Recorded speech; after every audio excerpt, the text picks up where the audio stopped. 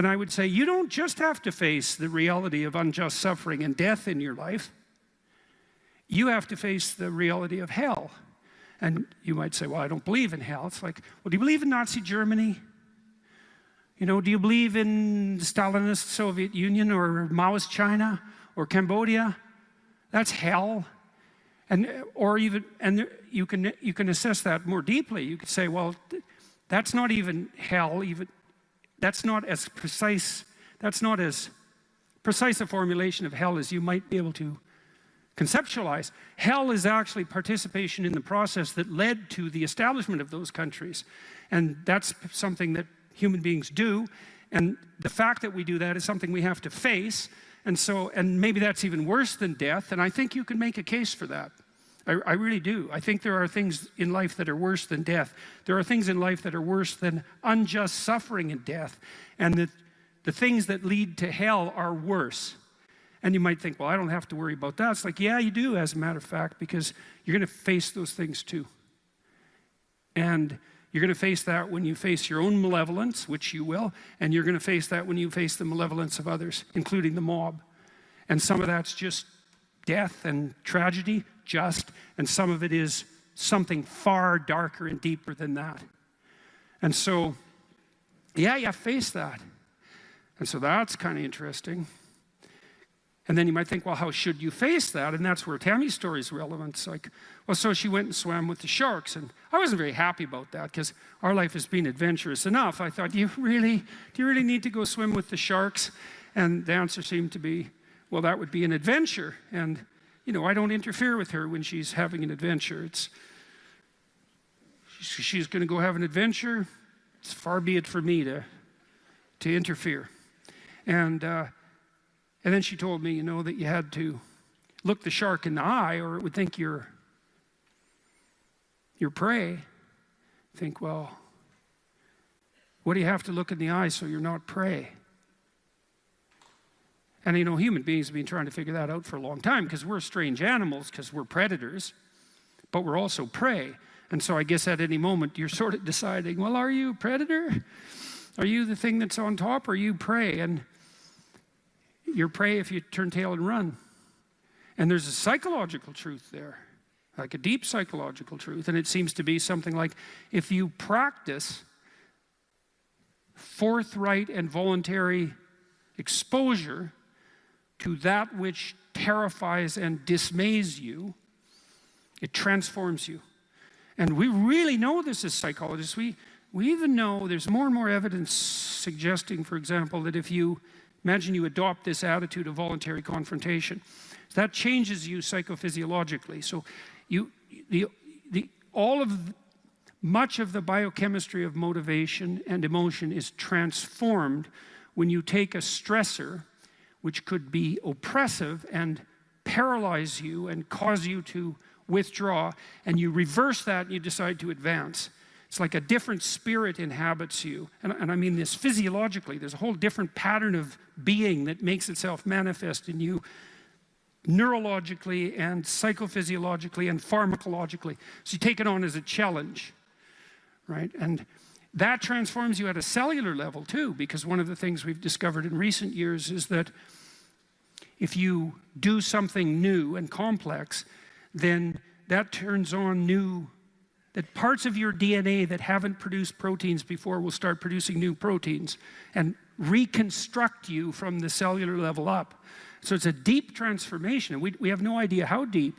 And again, you could ask yourself, if you didn't withdraw in fear from anything from everything that life threw at you, who could you become? And I would say that's the central religious question in some real deep sense. You know, are more things thrown at us than we can manage? Well, that's a tricky question because pretty dreadful things are thrown our way. And you might say, well, that just presents an insuperable barrier to progress. That's not very helpful because you're alive, here you are, you got these problems to contend with, and if it's an impossible task, then how could you be anything but hopeless and desperate? But then you think, well, wait a second,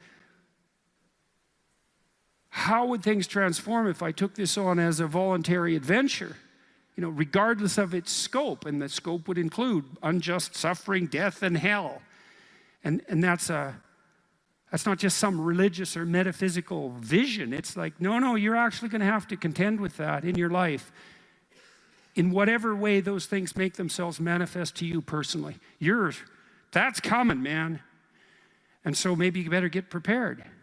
And then the question might be, well, what would happen if you got prepared? And the answer might be, you'd be prepared. And I think the religious enterprise in its deepest sense is that process of preparation. And you know, you might want to even push that a bit farther. You might say, well, not only do you want to get prepared for what's coming your way, but you want to be so prepared that when it comes your way, that it doesn't make you bitter and resentful and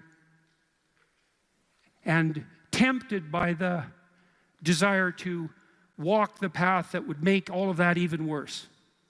And so you might say, well, if you could really face up to what you need to face up to, not only could you turn yourself into someone that could bear the catastrophe of life and exposure to hell, but maybe you could turn yourself into someone who would still do good even while facing those things. And that's a pretty noble goal, you know, because it's realistic. It's not naive at all. It says, look, man, you know, trouble's coming your way, and it's real. And yet it's possible that you could confront that and still do good in the deepest sense. It's like, well, that's quite something. It would be really quite something if that's true. And one of the preconditions of that would be faith, I suppose. And in some sense, that's what Tammy was manifesting when she went down and swam with the sharks. Faith that if she looked the bloody predator in the eye, that would solve the problem. And then you think too, well, could it be any other way? It's like, well, we have all these problems in our lives, and we could think there's two possible ways of approaching those problems. One would be we just ignore them in the hopes they would what? Go away? Well, and no one thinks that's, no one who isn't a child thinks that, and very few children. Nobody believes that. We know perfectly well that if you got to face something, man, you better face it. And if you're going to face it, that's probably the best pathway forward. And then you might think, well, what does that mean ultimately? And it might mean something like, face it, you know, as deeply as you possibly can and as voluntarily as you possibly can. And there's an element of faith in that because you have to put yourself on the line. But you're kind of stuck with that anyways. You know, that's the rub. It took me a long time to understand what sacrifice meant. Because on the surface of it, especially the way it's acted out, like burnt offerings and that sort of thing, it just seems like, well, it seems so archaic and distant from us that it's not really comprehensible. But partly from reading Jean Piaget, and Nietzsche for that matter, I started to understand that people often acted out conceptions before they understood what they meant.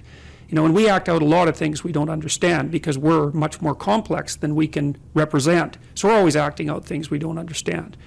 But so there's this idea in Cain and Abel that you have to make sacrifices in order to stay on the good side of God.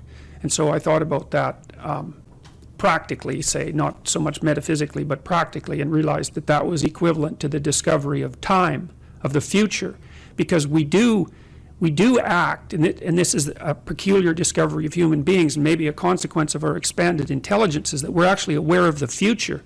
And we actually treat the future as if it's something that you can bargain with.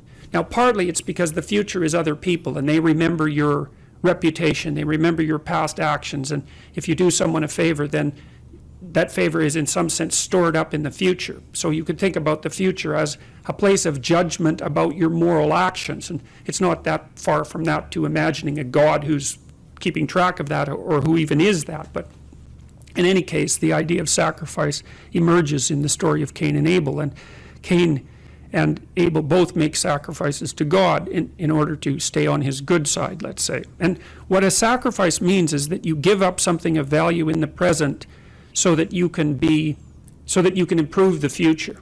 And you know, that's no different from what we call discipline. It's exactly the same thing. It's just the concretely acted out version of that. And so, the idea basically was that, well, God was in the transcendent heavens. And the first question would be, well, why is that? And it's like, well, if you go out on a really dark night and look up at the sky, you have a sense of what's beyond you, what's transcendent, what's infinite. And so to associate that with the highest of values is a reasonable association, right, from an emotional point of view. So it's not particularly primitive. It's a smart metaphor, or it's a smart intuition and it's above you. And we tend to think of, when you're moving towards an ideal, that you're moving up, that you're moving above, you're moving to the mountaintop, right? You're going up, not down. And so it all sits within that same framework. And it's partly because when you go up, like on a mountain, you can see for long distances, right? So all those things are tangled together. So anyways, so the idea is that you have to give up something of value now so that you make the future better.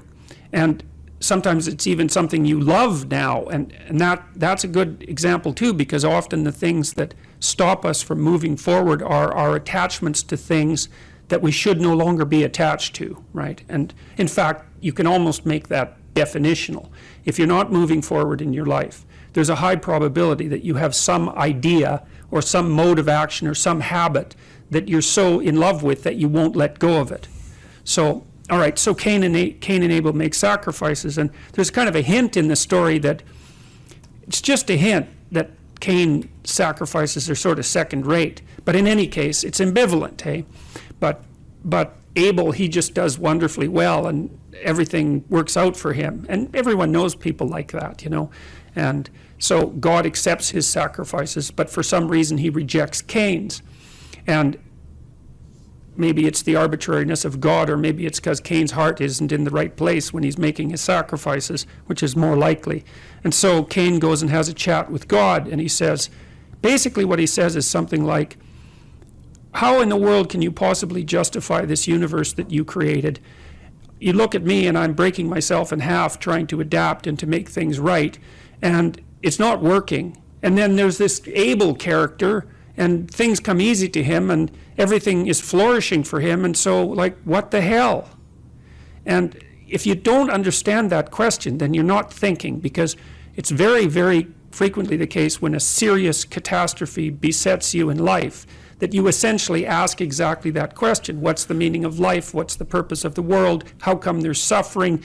And it's easy to become resentful and vengeful as a consequence of that. And so you got to think about what state of mind having your sacrifices rejected puts you in, especially when you see someone who's successful, because that's where the jealousy and resentment starts to fester is probably the right word.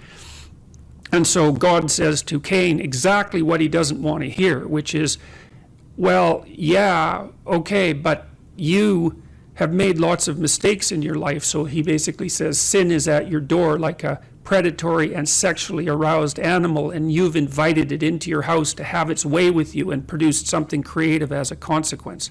So he uses a sexual metaphor, and so that you've willingly gone down the negative path. And you've allowed that to enter into you and to operate in a creative manner. And you've spun off all these terrible thoughts and this justification for not acting properly. And that's why things aren't going well for you. And so don't lay that at my feet, which is the most brutal possible message he could have got.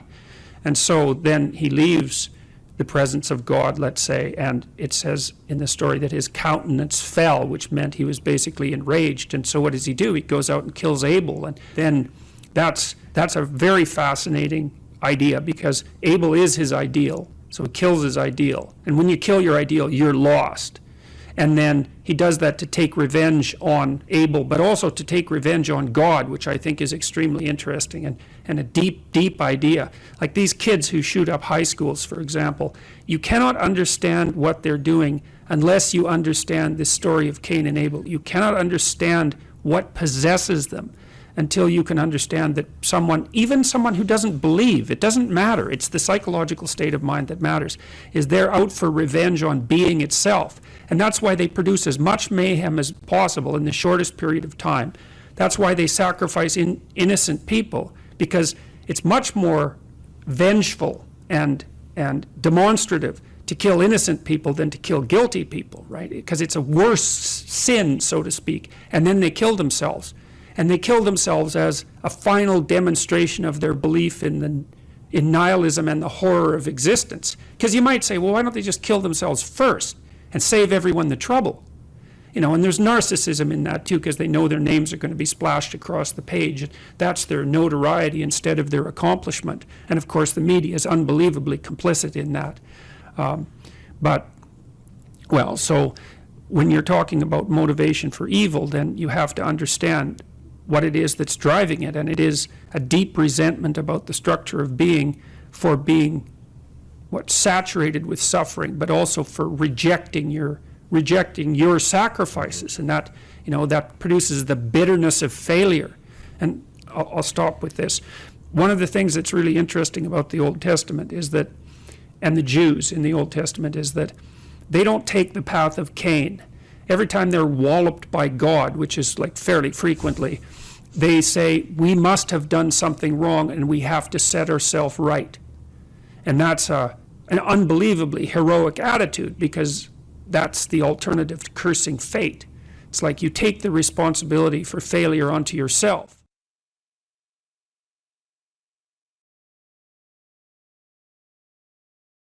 It's with our fantasy that we first meet the unknown, right? Well, look, say you're going out with a new person. It's like, what do?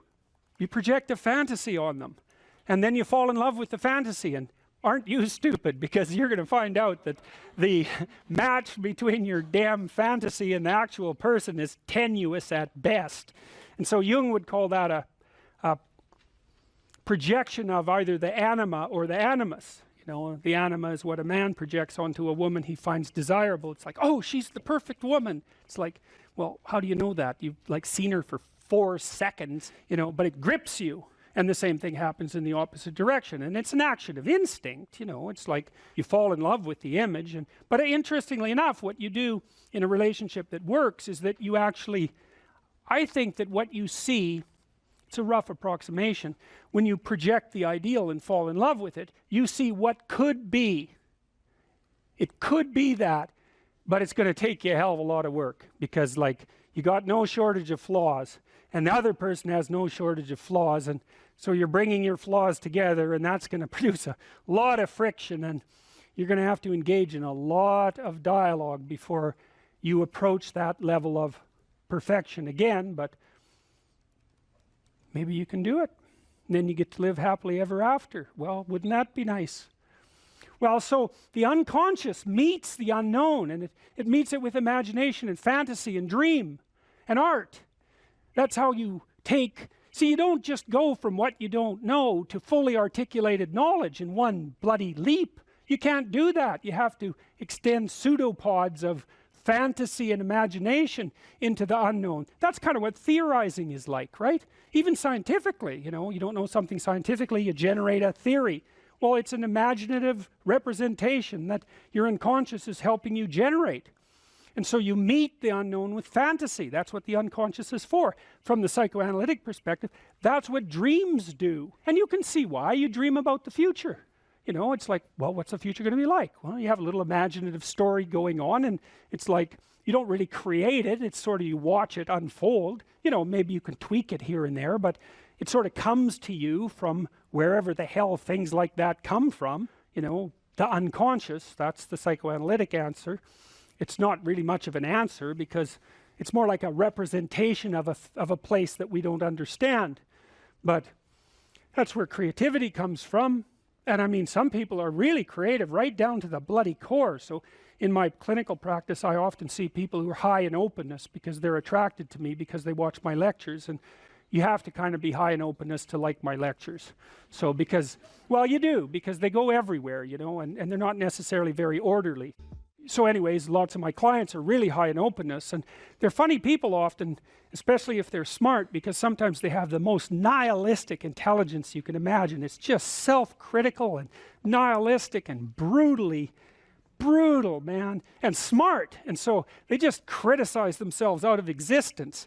And so often I have to just try to get them to quit listening to their chattering self-critical rationality and go out and create something, you know, with their massive creativity. And as long as they're doing that, they're engaged in the world and happy as hell. But as soon as that self-critical rationality comes in and shuts down the creativity, they're just like walking corpses, you know. And it's because if you're really open, like you're a tree and it has some trunks, and you know, your most prominent trait is the most lively trunk. And if you're a creative person and you're not engaging in a creative enterprise, you're like a tree that has had its vitality amputated. And so this is not trivial. This is deeply, deeply, deeply rooted in your biology. And those are people often who have like dream lives you just can't believe. I have one client, he has like 4 spectacular dreams a week, and most of the time we just spend discussing them. I mean, God. And I had another client who could be lucid in her dreams, which is more common among women. She could ask the damn characters what they represented and they would tell her. It was like, okay, that was pretty weird. And like a lot of the things they told her were really helpful, and they were not things that she wanted to hear. She basically, one of them told her if she was going to live, she'd have to go visit a slaughterhouse. And the reason for that was because she was raised as a little princess and protected from horrible Mother Nature until she hit puberty, in which time she turned into an evil villain, because that's how the family worked. Perfect child, evil teenager, overnight. And then, well, that was hard on her, and she wasn't prepared because she thought the world was princess world, and you know, she couldn't go through a butcher store without having a fit. And no wonder, you know, like really, Jesus, you know, it's no wonder, but you do it. But she couldn't, so we used to go to butcher stores, and that would make her cry, and that she was a vegetarian, that would make her cry, and you know, bemoan the cruelty of the world. And it's like, yeah, fair enough, man, those are bloody slabs of meat. It's like, I don't know why everyone isn't screaming when they walk through the butcher store, but you got to get used to it, man, because you can't live in the world otherwise. And so the dream character, who was a gypsy, told her that she had to go visit a slaughterhouse, which seemed rather impractical. And so I asked her if she could think of anything else to do, and she thought, well, why don't we go visit a funeral home and watch an embalming? And I thought, oh, good, that sounds like a fun way to spend a day. And so I phoned up a funeral parlor, and I said I had a client who was terrified of death. Yeah, and I was a therapist who was also a little shaky on the concept myself. And so they had no problem with that. They deal with death all the time, which is really something to think about, right? A human being can actually have an occupation where they do nothing but deal with death, and they don't go stark raving mad. It's like, what the hell's up with that? It's like working in a palliative care ward where your clients that you know have a relationship, all they're going to do is die this week, next week, the week after. People do that. It's like, those people are tough, man. They're tough. So anyways, we went and watched this embalming, which was, I have a rather high level of disgust sensitivity, so it was a little on the rough side for me. But she sat there, and first while she was not, we were outside this little room, she was not looking at that, man, no way. Then she'd kind of go like this, and you know, that was pretty good. And then she'd go like this, and then she'd go like this, and then she watched it. And then she asked if she could go in, and she put on a glove and she touched the body, and she didn't have a fit, she didn't have a panic attack. And so she walked away from there learning that there was a hell of a lot more to her than she thought there was, and that she could see things that she didn't think she could see and live. And after that, she sort of had a touchstone. It's like, well, I'm kind of afraid of this. Well, is it as bad as going to see the embalming? No, it's not that bad. Well, I guess I can do it. It's like an initiation, right? She had an initiation. And so did I, you know. And I learned a lot from doing that. I learned that one of the things you need to do if you're going to be a human being is to prepare yourself to be useful in the face of death. And so when you have a parent that dies, which, you know, shatters people's ideas, often they can't even think about it. If you can't even think about that, man, you've got some thinking to do. Because you need to be able to at least think about that, because otherwise you're just going to be a wasteland when it happens. And you never know, you could even have a higher ambition. Maybe you could even be useful when it happens, instead of being part of the heap of destroyed people who also have to be taken care of. You know, and that's brutal. You have to be brutal to be useful in the aftermath of your parents' death. You know, you don't get to crumble and fall apart, and no, you have every reason to. So you got to be kind of some tough monster to manage that. But do you want to be useful in the face of tragedy, or do you want to be pathetic? That's Nietzsche's realization. He said, look, imagine that you live within a belief system, and then something arises to challenge the belief system. Not only does the belief system collapse, but something worse happens. Your belief in belief systems collapses. And that's the road to not. Now, it doesn't have to, because you can jump from one belief system to another. But sometimes that doesn't work, is that you do a meta-critique and you say, oh, I was living in this protective structure and it turned out to be flawed. Okay, one alternative is jump to another protective structure. Fine. Another alternative is protective structures themselves are not to be trusted. Bang, you're in chaos. How the hell are you going to get out of that? That's the pathway to nihilism.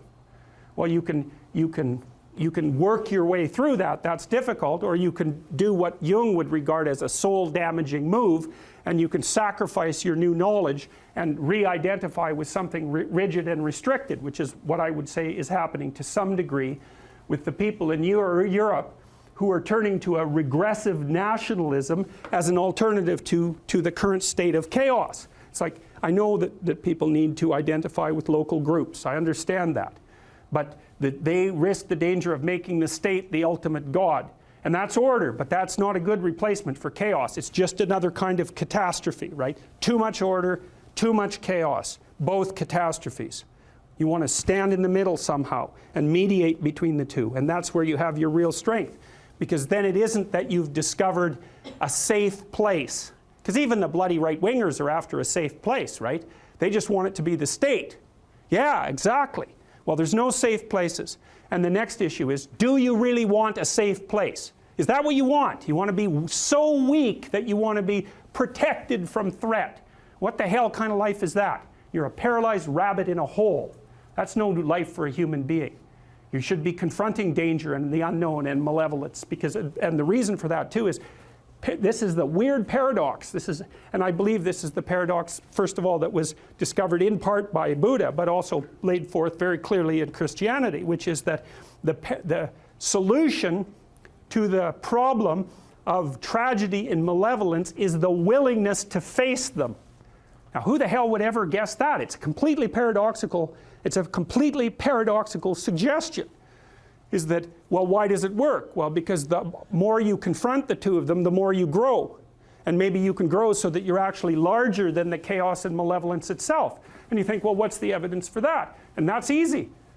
That's what people do. That is how we learn. Like, every time you expose your child to something new, a playground, what are they exposed to? Chaos and malevolence. Now, there's more to it than that, obviously, because kids play and they promote each other and they form friendships and all of that. But in the playground itself, there is the complexity of the social structure and the malevolence of the bully. It's right there. And you throw your kid in there and you say, adapt, and they do. Okay, so they can do it at a small scale. It's not trivial. The playground's a complicated place. The kid can adapt. Well, how much can you scale that up? Can you scale that up to, from the chaos and order and malevolence of the playground to chaos and order and malevolence itself? Well, that's the question. Well, I don't think there's any reason to answer that in the negative. So, because we don't know the full extent of a human being. And it is the problem that's worked out. So in the Buddha story, for example, what happens after, so Buddha's world collapses in the same way that Adam and Eve's world collapses. It's a consequence of repetitive exposure to mortality and death. What happens to Buddha is he realizes that the little protected city that his father made for him, the walled garden, it's exactly the same motif that's in this Adam and Eve story, it's fatally flawed. That kind of protection cannot exist, and he discovers that in pieces, right? Which is exactly what happens to children, is that they go out, they discover a limit, they run back. And the parents can help them with the limit. They run out, they discover a limit, they run back. But at some point they run out, they discover a limit, they run back, and the parents have nothing to say to them. Because they've hit the same limit that the parents hit. Which is like, well, what are you going to do with your life? How are you going to operate in this archetypal universe? Well, your parents can only say, well, they can say you identify with the proper archetypal figures. They do that, they at least act that out for you, but at some point it's a problem that they cannot solve for you without making you weaker. That's the thing, you know. So it's an interesting thing that I've learned in therapy, because one of the things you have to learn as a therapist is how do you not take your client's problems home with you. It's a very common existential problem that beginning therapists face because they're afraid. It's like, well, you're dealing with people all the time who have serious problems. Sometimes it's mental illness, although less frequently than you'd think. And sometimes it's just that they're having a good catastrophe, right? Their parents have cancer or something like that, or their father has Alzheimer's and they're unemployed, or they have a drug problem, or they have a schizophrenic son, or like, these aren't mental illness problems, right? Those are just catastrophes. And so people are discussing those with you all the time. How do you avoid being crushed by that or avoid taking it home? And the answer to that is you don't steal the problem.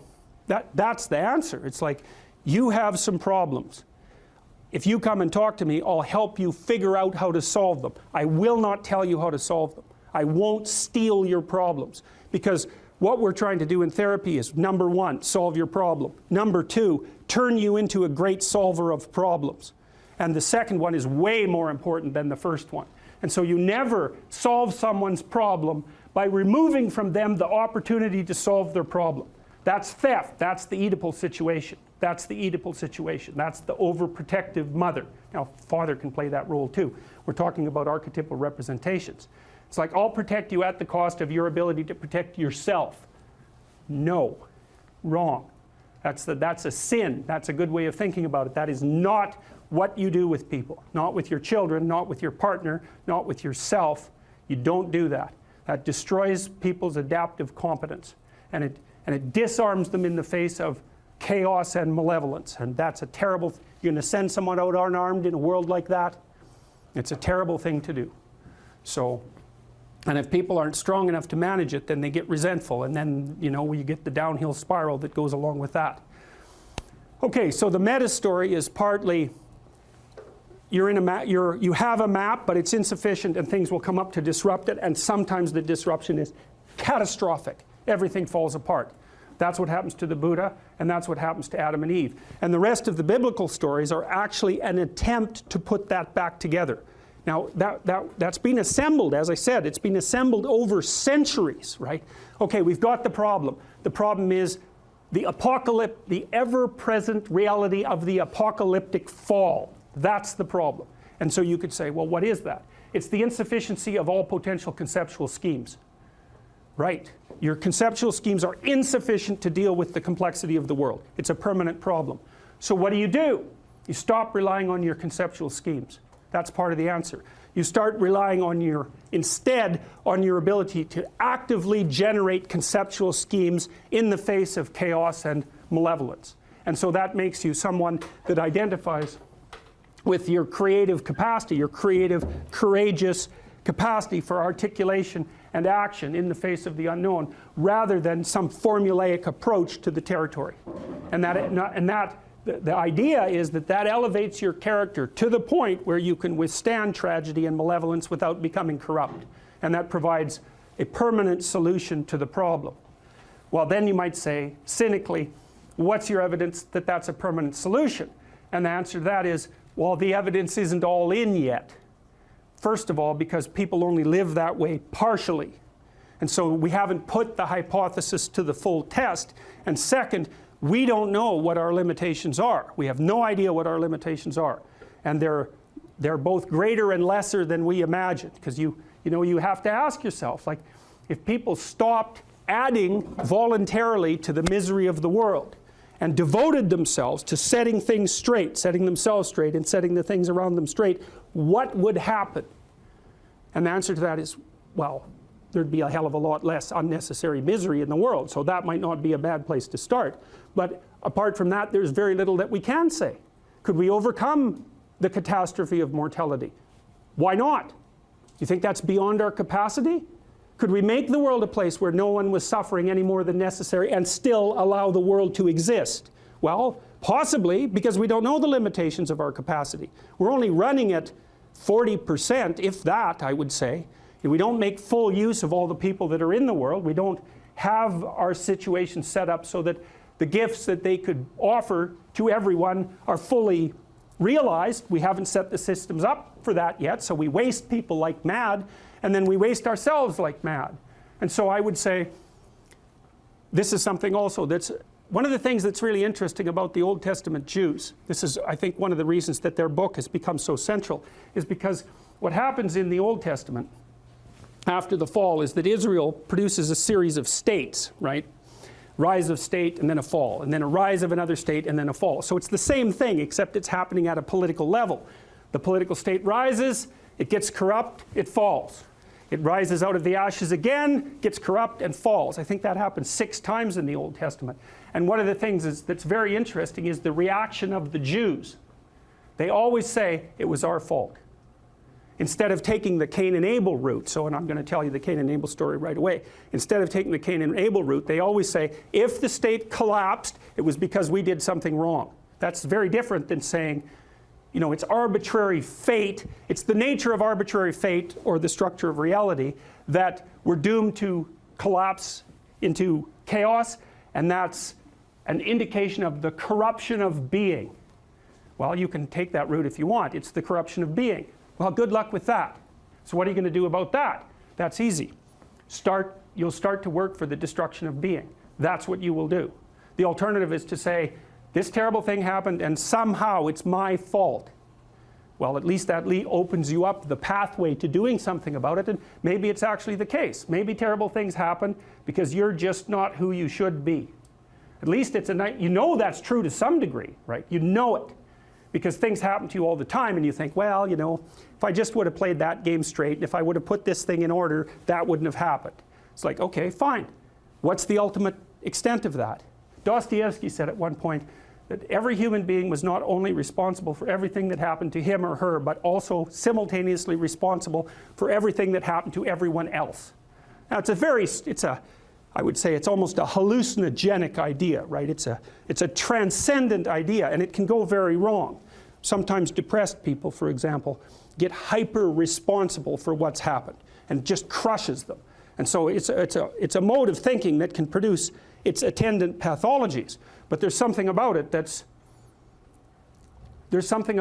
metaphysically true. It's very helpful for people to hear that they should make themselves competent and dangerous and take their proper place in the world. Competent and dangerous? Mm-hmm. Why dangerous? Because it's the alternative to being weak. And weak is not good. The people who shoot up the high schools, they're weak. They're weak. How is it good to be dangerous? Because it makes you formidable. And life is a very difficult process. And you're not prepared for it unless you have the capacity to be dangerous. That doesn't mean that you should be cruel. It doesn't mean any of that. There's a statement in the New Testament, the meek shall inherit the earth. But the meek isn't well translated. It means something more like, those who have swords and know how to use them but keep them sheathed will inherit the world. That's a way better way of thinking about it. You have to be powerful and formidable and then peaceful, in that order. And that's not the same as being naive and weak and harmless, which is what young men are being encouraged to be. It's like, that's a very bad idea. It's a very bad idea. Because naive, weak, and harmless means that you can't withstand the tragedies of life. You can't bear any responsibility. You'll end up bitter. And when you get bitter, then you get dangerous. But one thing I'm not getting, there's a big difference between letting people do something for themselves and saying men should be dangerous. By dangerous, that implies I should be ready to threaten someone, to hurt somebody. No, you should be capable of it. But that doesn't mean you should use it. There's nothing to you otherwise. Like, if you're not a formidable force, there's no morality in your self-control. If you're incapable of violence, not being violent isn't a virtue. People who teach martial arts know this full well, right? If you learn a martial art, you learn to be dangerous, but simultaneously you learn to control it. Both of those come together. And the combination of that capacity for danger and the capacity for control is what brings about the virtue. Otherwise, you confuse weakness with moral virtue. I'm harmless, therefore I'm good. It's like, no, that isn't how it works. That isn't how it works at all. If you're harmless, you're just weak. And if you're weak, you're not going to be good. You can't be, because it takes strength to be good. It's very difficult to be good. People are afraid of the truth because often if you reveal it, it causes conflict in the moment. Telling the truth is definitely an adventure. Seeking for sure, but also telling. Another way of going about it is to just say what you think and see what happens. That's an adventure because you don't know what the outcome is going to be. So look, there's this old idea that it's necessary to have faith in the truth. And so here's a way of thinking about that. Someone asks you a question and you might think, well, here's the outcome I want, and so here's how I'm going to answer that question. So that's one way of approaching it. But another way of approaching it is, you ask me a question, I'm going to think about the answer, and I'm just going to tell you what I think. And it doesn't matter what the outcome is, because I'm willing to see what the outcome will be, predicated on the idea that there isn't a better outcome than the one that truth produces. Even if it's harsh and terrible in the short term, and sometimes it is, it's like there isn't a better way of doing it. Now, you might say, well, how do you know that? And the answer is, well, I don't know that. That's why it's an article of faith, because I believe, and I believe this deeply, the being that you produce as a consequence of telling the truth is good, by definition, even though it's harsh and often uncomfortable, because you get in trouble. One of the things that I've really learned recently, or learned to articulate better, is that there's a very tight relationship between aspiration and responsibility. The first question might be, do you need to aspire to something? And the answer is, well, yes, because you have to do something. If you just sit there, you'll die. You can't just sit there. You have to go act out in the world. Okay, so act towards what? Well, that's whatever your aspiration is. You have to have an aim. Okay, well, what should the aim be? Well, it should be something worth doing, let's say. Why do something that you don't feel is worth doing? What do you think's worth doing? Well, if you watch other people and you judge when they're doing something worthwhile, you usually judge them positively if you see that they're taking responsibility, at least for themselves. But do you want to be completely useless so other people have to take care of you? That's pretty pathetic. And maybe you could get your act together so you're taking care of yourself and your family. And maybe you could even do better than that and take care of yourself and your family and your community. Well, good for you. That's responsibility, and that's an aim. Well, here's one of the things that's cool about that, is that your life doesn't have meaning without aspiration or an aim. Okay, so you need a hierarchy of values. There's got to be something at the top. It's got to be something important. If you don't have that, your life doesn't have any meaning. So if you criticize the hierarchy, or even the idea of hierarchy, you destroy the idea of aspiration, and then people have nothing. Well, that's not helpful. People are built for a struggle, and they're built for a weight, and you want to take on a heavy burden voluntarily. See if you can put yourself together. See what you can do out in the world while you're waiting to die. It's an all-in game. It better be worthwhile.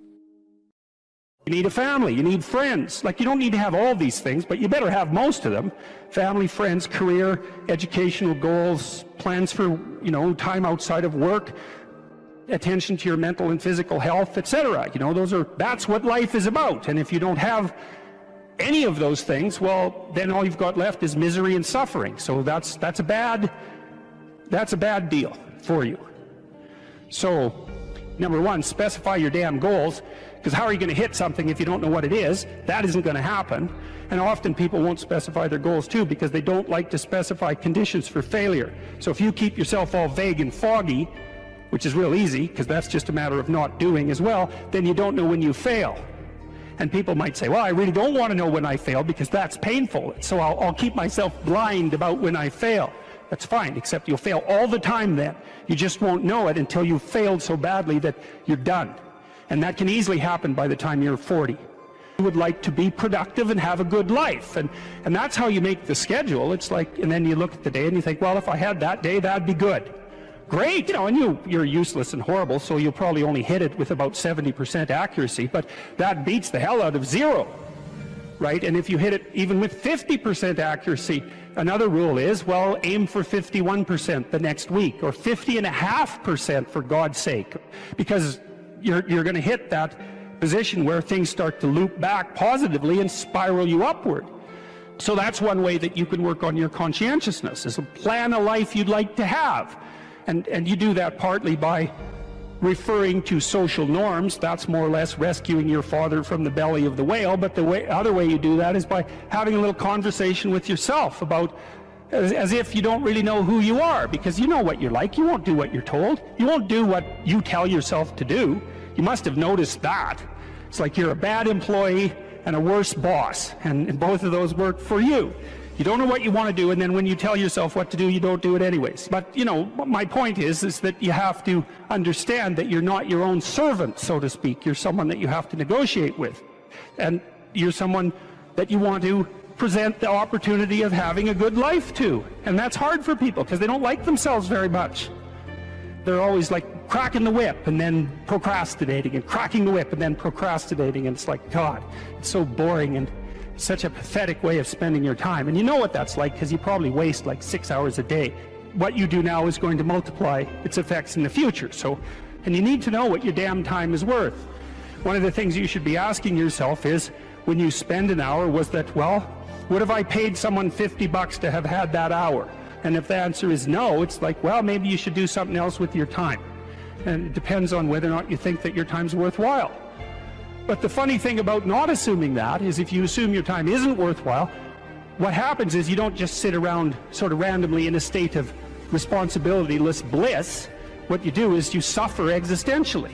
Someone who is incapable of cruelty is a higher moral being than someone who is capable of cruelty. And I would say, and this follows Jung as well, that that's incorrect, and it's dangerously incorrect, because if you are not capable of cruelty, you are absolutely a victim to anyone who is. And so part of the reason that people go watch anti-heroes and villains is because there's a part of them crying out for the incorporation of the monster within them, which is what gives them strength of character and self-respect, because it's impossible to respect yourself until you grow teeth.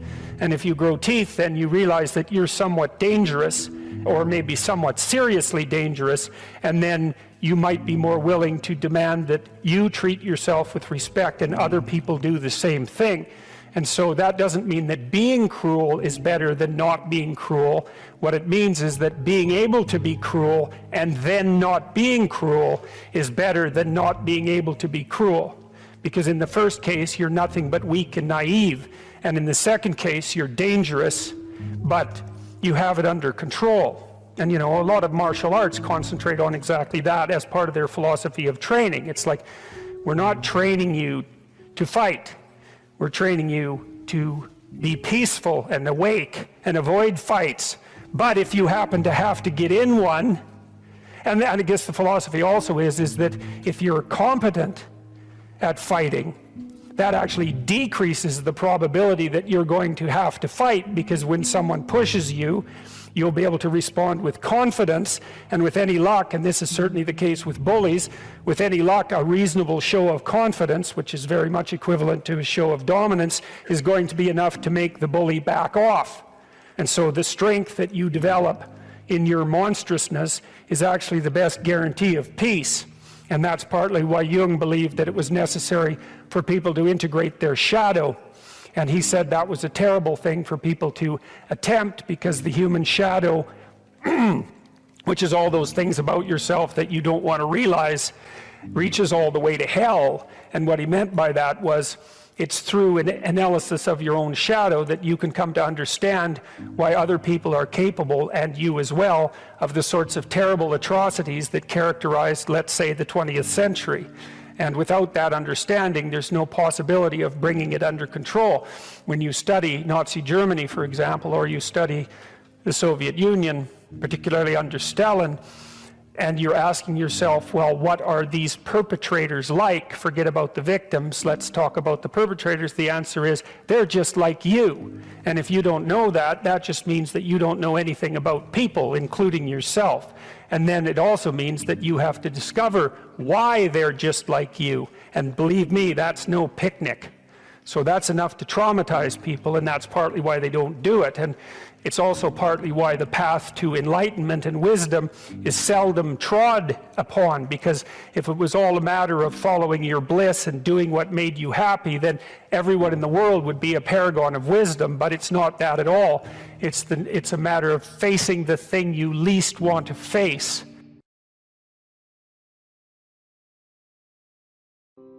Well, one of the things that I think can be really useful, and this is also a skill that will serve you well for the rest of your life, is to start using a schedule, like a Gmail calendar, and schedule in studying time, for example. Now, so I've got some thoughts about using a schedule. People often don't like schedules because it's like developing your own tyrant. You know, it's okay, well, here's a whole bunch of things I have to do tomorrow. That's my schedule, and I better stick with it, or I'm a bad person, I'm a failure. And that's not the right way to go about it, the scheduling. What you want to do with the schedule is design the day that you would like to have.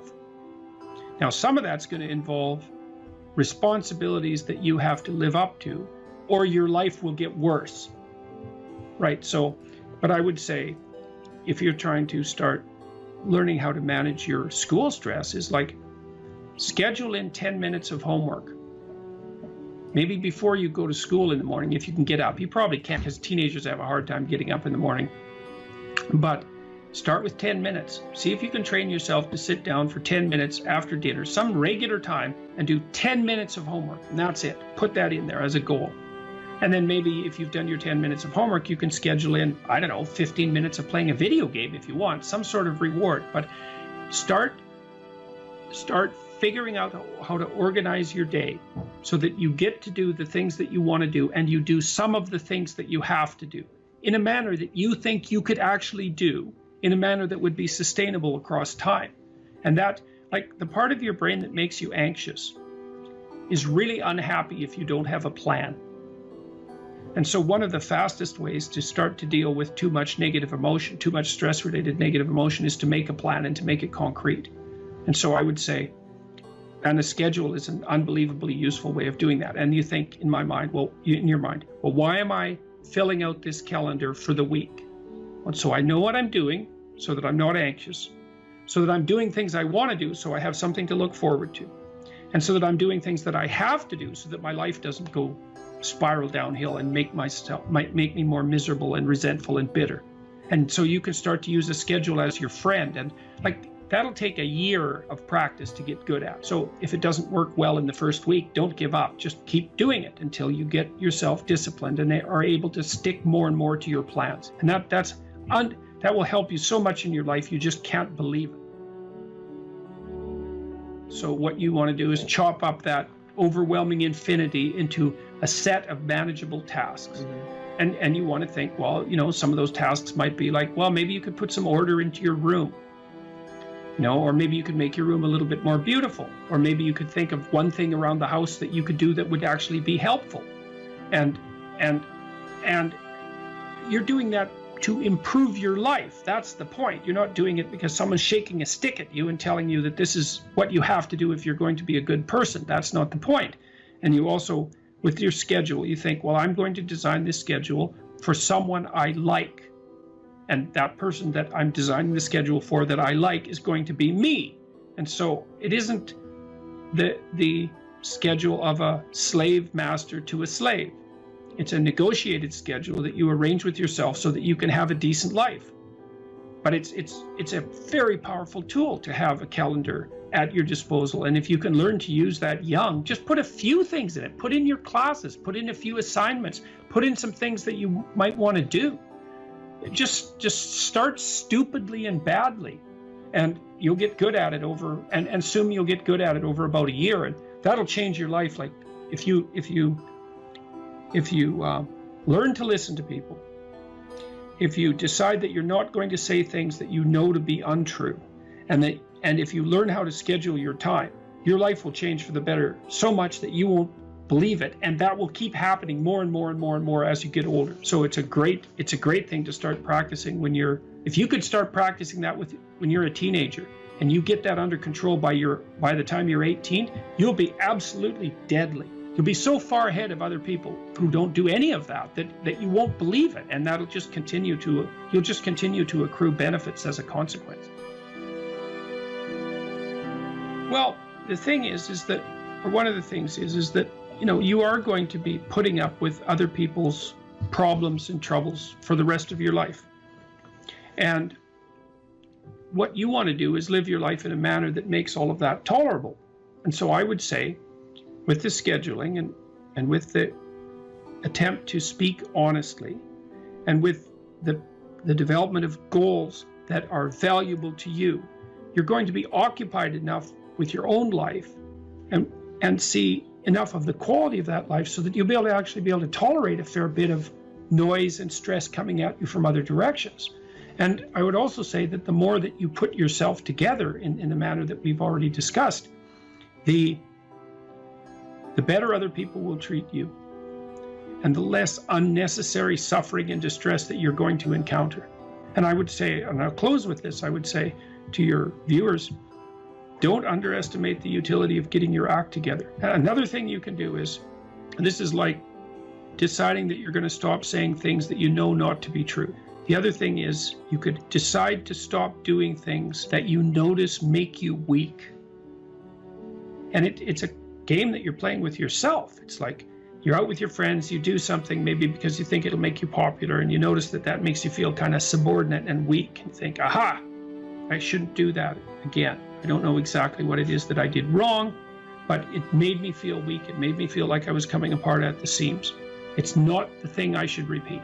So you try to do things that make you stronger. You try to say things that make your speech more true and accurate. You try to aim at things that you think are worth attaining, and you get yourself disciplined and in order, and that will do. There's nothing else you can do in your life that will be of more benefit to you and to other people simultaneously. And if you could start that when you're a kid, man, I tell you, you'll be so far ahead.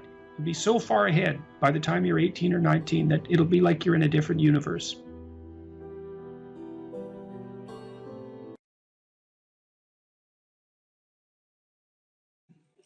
You know, let's say I was dealing with a client, and maybe that was somebody who, say a man, 35 years old, he still lived at home. So he was too dependent. His room is a complete bloody catastrophe. And, you know, he's living like a bratty 13-year-old, and that gets pretty ugly by the time you're 35. You know, and he knew it, and I'm sure his mother knew it, although obviously she put up with it, which was probably her mistake, at least in part. But maybe we decide, well, you know, let's start by cleaning your room. And so as a cognitive behavioral psychologist, you engage in a process called collaborative empiricism. And that's partly to solve the problem that you described is, well, how do we know we set the right goal? Well, we say, well, go try it. And just watch yourself like you don't know who you are, and come back next week and we'll see how you did. And maybe, I remember this one client, he came back and he said, you know, I went and got the vacuum cleaner from the closet, which is something I really never done, and I put that vacuum cleaner in the doorway of my bedroom, crossways, so it blocked the doorway, and then I just walked over it for a whole week. And look, he was completely nonplussed at his own intransigence, and look what he did, eh? He was so resentful and so angry that he, instead of vacuuming his damn bedroom like he planned, he just stuck the vacuum in his own way and then martyred himself over it every day for a week. It's like, okay then, we're starting to get somewhere with the whole you living at home thing here. And so, well, that was too high a goal for him. And you say, well, how do you know that? It's like, well, he didn't do it, did he?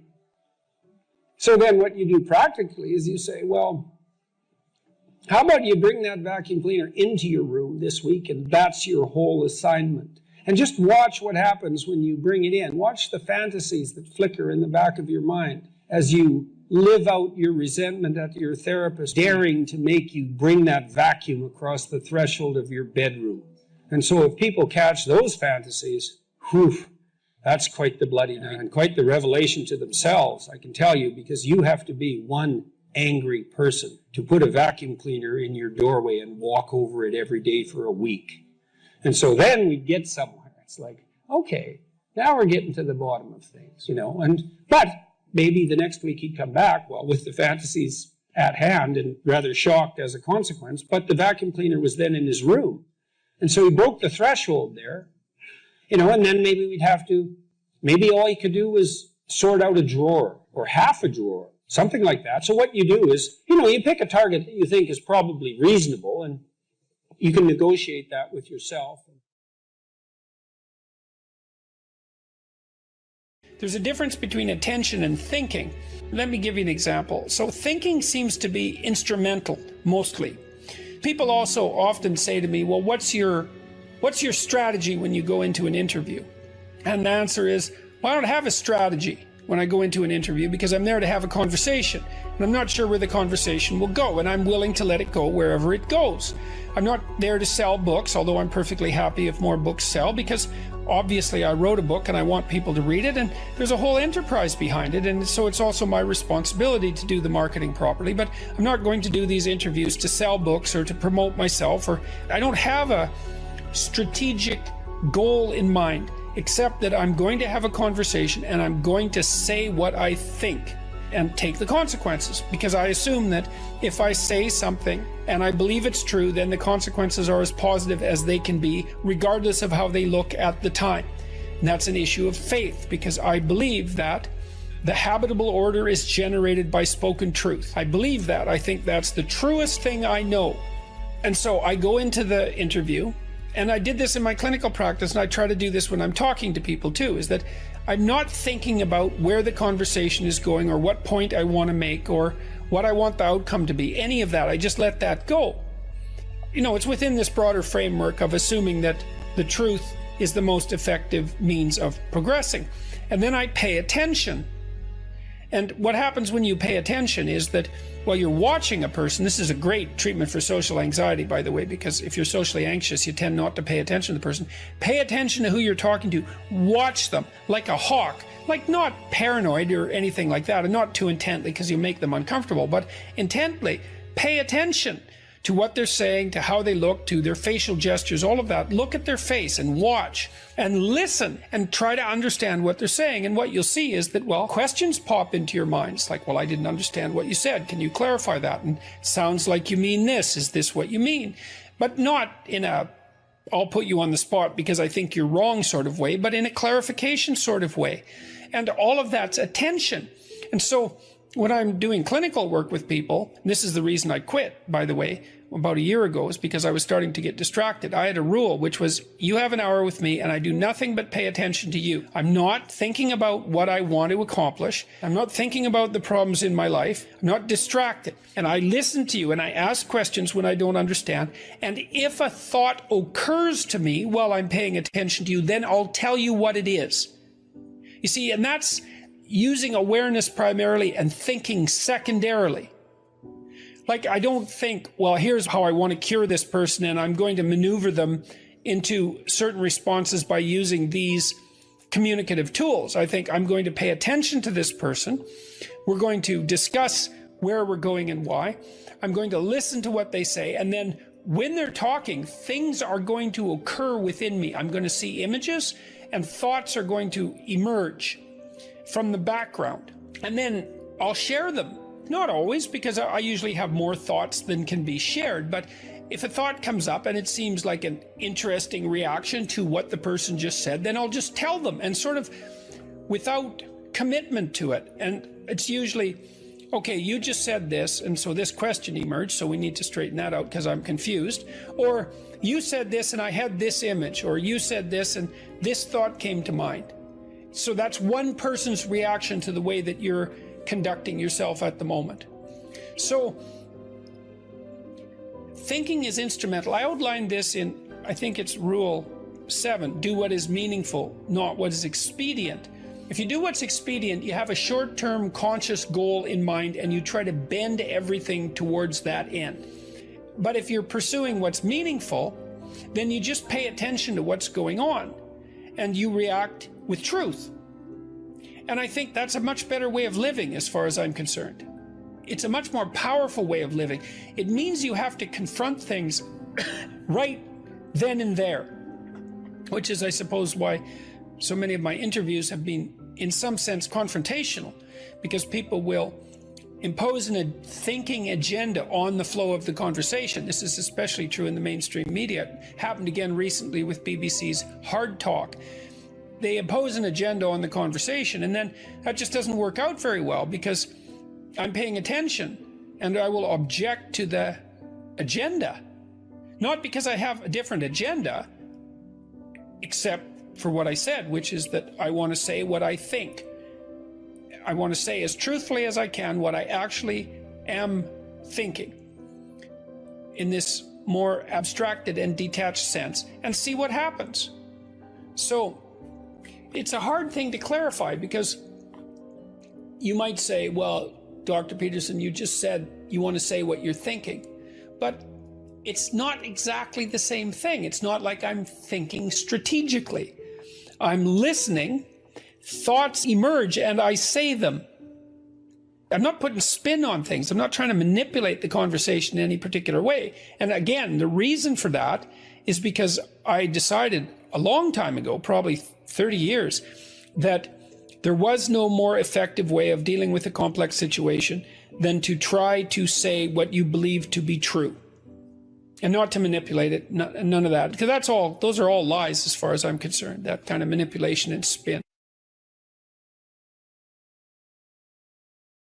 You know, one thing about the dopamine system that's so important and also explains a lot of pathology, but also a lot of human evolution, is that we have basically one major reward system, which is the dopaminergic system.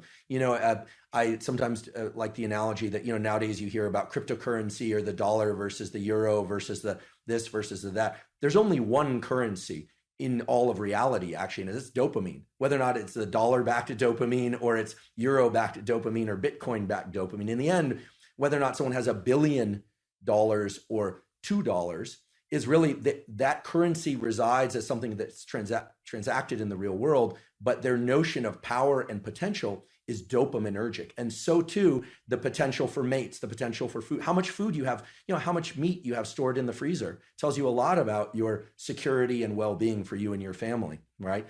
And that is translated into a dopaminergic internal representation of how safe and secure you are, et cetera. So this system of fear versus confrontation taps directly into the dopaminergic system. And there's a beautiful set of studies that were done in the 1960s, published in the journal Science, as you know, one of the top journals to publish in. Again, this is not work that I did, but where they gave people, human beings, the option to stimulate a number of different brain areas, just sitting in the clinic. And some brain areas would evoke feelings of drunkenness, others would evoke feelings of anger, others of sadness, others of sexual arousal. And the area that these subjects all preferred to stimulate the most, in fact, they would just sit there and lever press pretty much all day long, was this midline thalamus area. And the subjective feeling that they reported, I find this interesting and would love your thoughts on this, is one of mild frustration, anticipation of something, although they didn't know what. Yeah, anticipation. And it's this idea, I think, that it's tapping into the dopamine system. And the dopamine system... The dopamine system says something good is going to happen. That's right. The key... It says something good is going to happen. Something good is going to happen. And it's an appetitive state in some sense, because it doesn't signify the acquisition of... It's not satiating. Right. It's appetitive. That's right. And so it drives you forward. And you might think that being driven forward would be unpleasant, but if you're, in some sense, if you're activating the systems that drive you forward voluntarily, then that's the most positive form of positive reinforcement you can have. I think I read animal researchers who said that when they watched animals who were bar pressing to receive stimulation in those brain areas, the animals would look forward as if something was about to appear that they wanted to have appear. Incredible. So that was part of that apprehension. Part of it's a hope system in some sense. Right? It's the elicitation of hope. That's right. You know, it's dopamine, and here I'm robbing words from others, like my colleague Anna Lemke, who, you know, it's not about having, it's about wanting. It's not about pleasure as much as it is about craving and motivation and drive. And something critical about the... And Panksepp called it seeking. Yeah, brilliant. I never met Panksepp. Did you? You met Yak? I met him online. We were in a neurological chat room, so to speak, for a neuropsychological chat room for about 5 years, and I had a chance to interact with him a fair bit in that. So that was really good. I'm envious. He's done beautiful work, and thank you for calling people's attention to his work. I know you've done that many times, and such key work. The dopamine system is in touch with the autonomic system, sure, because it has to register success versus failure of some pursuit. The prefrontal cortex is actually part of the dopamine reward system. People often overlook this, and then we just think about nucleus accumbens and ventral tegmental area. But the prefrontal cortex, because, as you pointed out before, it is generating possible outcomes, different rules, different selves are being projected into the future. You can think that the 2 marshmallow task, the classic, give kids the option to either have a marshmallow now or wait and have 2 marshmallows, and the cute little videos of the kids you know, in the room with the marshmallows, sniffing it, talking to it. Occasionally a kid will just stuff it in his mouth. Another child will turn away, you know, delightful, right? And all sorts of ideas have come about how they do in life versus if they can wait or not wait. In any case, that's dopaminergic anticipation. The key thing with dopamine, I think, that encapsulates the most of it is this notion of reward prediction error, which is very simple. If you are excited and anticipating something, you are generating some internal sense of the probability of it happening. We're going to the ice cream store, kids. Let's go. We're going to have ice cream. We have ice cream. It's closed.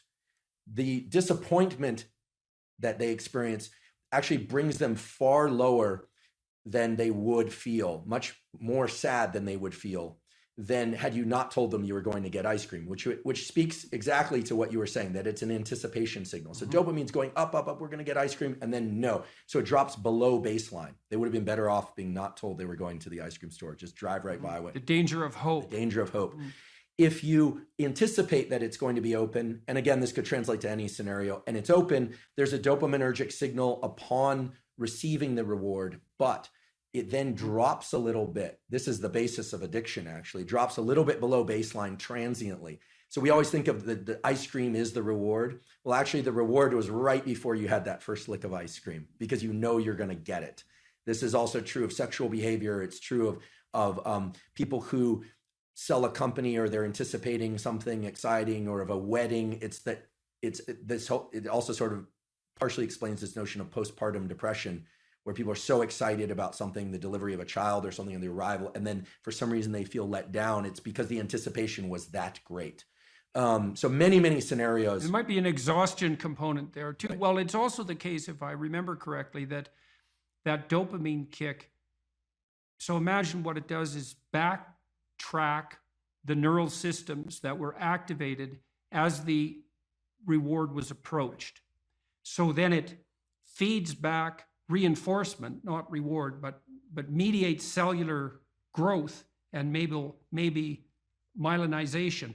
It's increasing the efficiency of the neural connections of the systems that were activated just prior to receiving that reward in the order they were prioritized. That's right. In the order they were manifested. So the closer the behavior is to the receipt of the reward, the more it's reinforced and more likely to be manifested in the future. And then there's a decay function going back in time. And that's partly how an addictive subpersonality can grow too, right? Because you can imagine that there's a certain state of mind that you're in. Maybe it's a state of something approximating nihilistic hopelessness that grips you every time you're motivated to seek out your favorite drug. And that's fairly far back in the activation chain, but it's there every time you take a hit. So what happens is the dopaminergic reinforcement produced by the drug reinforces that nihilistic hopelessness that drives the drug-seeking behavior. That's right. And that's how, in part, you develop a monkey on your back. Yeah, I love the example, even though I'm sad that it happens for people. I love the example because what you're saying is that, and it's exactly right, that the memory for events and states of mind and emotions that preceded a successful collection of reward or arrival at reward is set into a huge number of motor commands, some of which are subconscious. And the ultimate dopamine signal, actually I experienced this the other day. I can give an example. My girlfriend and I decided to go to the beach. We were going to do this little ritual that we've been talking about doing for a while. And I had on a piece of paper what we had written out we were going to do. And I had it in my back pocket. And we got to the ocean and the sun was setting. It was sort of perfect timing for this. And the piece of paper was gone. And I thought, oh my goodness, how did I screw this up? Like, of all the things, you know, I'm supposed to, you know, I'm 47 years old. This is not like I should be able to do this, you know. Get your I act blew it. Yeah, I blew it. So I went back to the car, long walk, looking everywhere. It was not a windy day, but I thought, gosh, where's this piece of paper? Looking around, didn't find it. Went all the way back to the car. Wasn't in the car. Came all the way back, and I was walking toward her. I saw her, and I thought, okay, this is really embarrassing. I'm gonna just have to wing it or remember. We didn't have our phones intentionally either, so we couldn't look it up. And then I saw the piece of paper on the beach, and it was partially buried in the sand. I picked it up, and I was elated. What happened there was my dopamine had dropped way below baseline because I was disappointed that I'd lost it, disappointed in myself, etc. And then I found it. Right. And right. so your anticipation was for nothing. Exactly. So you got punished by yourself for that. Exactly. Because that should be eradicated. If you're highly anticipatory and it doesn't make itself manifest, then you were seriously wrong. So you're going to take a emotional hit as a consequence of that. I think that's also associated, that emotional hit, that pain that you feel, I think that's actually associated with the beginning stages of the death of the systems that mediated that initial response. Because you should eradicate systems that make you anticipate that don't work, right? And that means those systems, which are already instantiated and alive in some sense, have to decay and die. And it strikes me as highly probable that you're going to pay a price in something approximating pain for the death of those malfunctioning systems. It's also why, because why wouldn't they fight for their lives to some degree? Why wouldn't they resist the decay and death that might be necessary to keep you going? Why? There should be some pain associated with that logically, because it is a biological transformation. Yeah, it's an interesting way to a lens to view it through, that self image that I had in that moment of, I'm the responsible partner who can take care of a simple thing, right? For this nice little ritual that we'd been talking about doing for a while. I failed, right? So that part. Well, it's also so interesting. You think about that. This is a depressive cascade, eh? And it's very hard to bind, because imagine you anticipate something and then you make a mistake. Now, the question then becomes, how significant is the mistake? And one view of your error would be, well, the paper blew out of my pocket and that could happen to anybody. And the more catastrophic interpretation would be, and it's an extension of the thought path that you started to walk down, well, I'm near 50 years old, I should be much more responsible than this, and there's something wrong with me as a person. And then a depressive person would go even further. They'd say, well, not only is there something wrong with me in this decision, this is a decision like every other decision I make right now. I never make a good decision. In the past, I've never made a good decision, and there's no way I'm going to change in the future. And so the depressive takes that punishment response, let's say, that's a consequence of failed anticipation, and can't bind it. It just takes out all of their potential future selves. That's a good way of thinking about it. Yeah. And so then they're in a depressive pit. Yeah. So that's too much learning from failure. Right. I'm really I'm grateful for your insight on this, because indeed, if I'm honest, my thought train went to the point of, I didn't think, I'm a total failure because I lost this piece of paper. I thought to myself, well, if it were a priority, I would have ensured I wouldn't have lost it. Right. She'll interpret it as not being a priority. Like, where are my priorities? Am I overspent? What's going on? You start to sift into the full set of questions. And then, of course, finding the paper resurrects the sense of self. It was, I think it was in that movie, Pulp Fiction. Yeah, well, that binding problem is really tricky, because so there's some good rules of thumb for that, which is one of the rules of thumb for that's extremely useful, that's socially instantiated, is innocent until proven guilty. Right, so you might say when those thoughts come up, because they're adversarial and accusatory thoughts, you might say, well, that is part of the realm of possibility, but I shouldn't.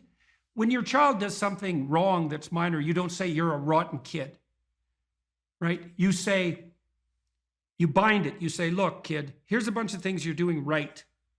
But in this particular example, specific situation, here's the minimal thing you did incorrectly and how to alter it. And it's a really good habit of mind. It's like to address towards yourself as well as to other people, which is to say, well, what's the minimum crime that I'm responsible for in this moment? And that's part of this miracle of the presumption of innocence, and especially without proof. And a lot of what I did in my clinical practice to people who had a depressive temperament was help them make a case for themselves. It's like, well, maybe you're as bad as you think you might be, but maybe not. Let's take the contrary argument. Let's make you as innocent as you can be in this situation, and only narrow the repair to the absolute minimum that needs to be manifested. If you're resentful about something, well, first of all, you should notice, I'm resentful. And that's kind of humiliating, because no one's proud of being resentful. It's a shameful emotion. Well, so then why are you resentful? Well, there's only two reasons as far as I've been able to tell. One is that you're allowing yourself to be taken advantage of, or you're being taken advantage of. Sometimes you're not allowing yourself. Sometimes you're a child being abused by their uncle. You're not allowing yourself. You can't you can't do anything about it. You're resentful because you're being taken advantage of, or because you're immature. It's one of those two things. Figure out which it is, and then take the steps necessary to address it. Living a life without resentment is a great goal. People are often resentful if they see that responsibility has been abdicated. Why isn't that person doing their job? It's like, well, hey man, step in at your workplace, in your family. You know, and you think, well, I shouldn't have to do that extra work. Well, you shouldn't be a slave. You shouldn't allow yourself to be tyrannized. But if something bugs you because a responsibility is going unfulfilled, there's a great opportunity for you. And this is something I don't think we teach young people well. And one of the things, you may remember this, that was so striking about the tour was that I made a case fairly consistently that most people find the meaning that sustains them through the vicissitudes of life, not in happiness, but in responsibility. And that would bring everyone to a halt. It would always make the whole theater silent. It's like, oh, I never thought of that connection. Because maybe you want to avoid responsibility, and you can understand why. You can understand why. You hide from it. That is what you encounter if you go out in the world. You think, who the hell wants that? I don't want the responsibility. It's like, well, yes, you do, as it turns out. There's nothing better than responsibility. Now, you know, I say that with some caution. I think that it's hard to say. The responsibility, I've been overwhelmed by my apparent responsibility, but I think it's also kept me alive. And I mean that literally. And so, wait, can you go a little deeper with that? I mean, when you were at your darkest moments in the last 2 years, whatever that might be, was it the feeling well, of been the many times in the last year where it would have been much easier for me just to be dead. That's constant. So, but no. But is it but no because of something in you, or is it but no because of the people, that you would have abdicated that responsibility of the people, or is that ultimately the same thing? It. Yeah. Well, I do think the two aren't easily distinguishable, but it's definitely that. It's definitely that. You know. And it's one of the chapters, the last chapter, is be grateful in spite of your suffering. You know, you need a meaning to sustain you through suffering. And it is the case that you find that in responsibility. Well, and so it's good advice for anyone who's at work. You're resentful about this and that because people aren't pulling their weight. Pull it. See what happens. You become indispensable instantly. You'll know everything. And no, and maybe that job won't be for you, or maybe that relationship won't be for you, but you'll take your hard acquired wisdom and go elsewhere and flourish there. So, you know, this kid stopped me. I think I wrote about this in this book. Kid stopped me in a restaurant one day when I was walking in. And he said, and he had an undergraduate degree, and he was working as a waiter in a chain steak place. And he stopped me and he said, you know, about 6 months ago, I was watching one of your lectures and I decided to stop being resentful about my job. And he was resentful because he had a university degree and he's working as a waiter. You know, and look, I don't have anything against waiters. It's like a waiter can make your evening, you know, hooray. He said, well, I decided I'd start trying at my job, like really trying as if it was worthwhile. He said he got 3 promotions in 6 months, like he's just rocketing up the power hierarchy. Well, it's not power, it's competence. If it's well run, you know, and places are full of opportunity. There's always people out there who are doing far better than you on pretty much anything you want to imagine. And if all you're doing is seeing yourself in their reflected light, let's say, then it's going to be pretty damn dismal. But it's not a good comparison because, well, first of all, there's danger in just comparing yourself to others, period, because they're not you. And God only knows what struggles they had to undertake to get to where they were, or what burdens they're currently carrying that you're not aware of. But you can certainly contrast yourself with yourself. And that's a lot better. It is the only way. Well, it's also the only way of really measuring anything approximating proper improvement. You can actually tell when you're a little better than you were yesterday. Right. And you can actually do that. That's another thing that's so interesting about it, is that you can actually make yourself a little better in some way, pretty much. Well, I don't know if it's at every moment, but you can certainly do it every day. Let's say you want to become who you could be in the fullest sense. So let's say you're someone who's going to solve some serious problems. Okay, the first thing you have to do is admit to the seriousness of the problems. That's no joke. And so the first thing is just the terror of the problem itself. And that's enough to paralyze me. And that's the Hydra, that's the Gorgon with the head of snakes. It'll paralyze and turn you to stone. That's the basilisk in the Harry Potter series. You look at it and it turns you to stone and lurks underneath everything, right? And it's malevolence and tragedy. And so there's that. And then the next is, well, you're going to take responsibility for that? You're really going to do that, are you? That's a hell of a load, man. And so it's daunting to even consider that. And then there's the discipline and responsibility that necessitates, which is also daunting. It's like, oh my God, the problem's that serious. I'm really going to have to get my act together in order to not contribute to it, much less solve it. And so the problem is terrible. And then the solution is daunting. But the upside of that is like, well, there isn't anything better to have than a problem that's worth solving, like that's really worth solving, right? And so the more of that you take on, the more you have a reason to get out of bed in the morning, no matter what. Like, I'm getting up, I'm trudging forward. Doesn't matter what I'm suffering from, I've got things that need to be done. They're necessary. And that gives you that sense of purpose that is the antidote to bitterness. Okay, well, let's say you want your life to be meaningful. It's like, okay, then what you do matters. It actually matters. Or how starting to clean up the room changed their life. That's quite fun because it's something I always tell people to do instead of going out and protesting. Jesus, I just can't stand Cleaning up that. the room? Yeah. Meaning? Well, my sense is that if you want to change the world, you start from yourself and work outward because you build your competence that way. It's like, I don't know how you can go out and protest the structure of the entire economic system if you can't keep your room organized. Well, I made a video call, which was called Message to Millennials, where it was called How to Change the World Properly.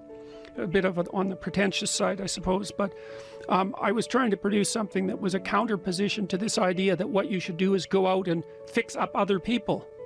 You know, that's just not right. And there's a New Testament line about that, something about, you know, not worrying too much about the log in your neighbor's eye, or about the speck in your neighbor's eye when you have a log in your eye. What would the world be like if people stopped avoiding the things they knew they should do? You know, because the question is, how much are we contributing to the fact that life is an existential catastrophe and a tragedy? How much is our own corruption contributing to that? That's a really worthwhile question. The things you leave undone because you're angry, you're resentful, you're lazy, you have inertia.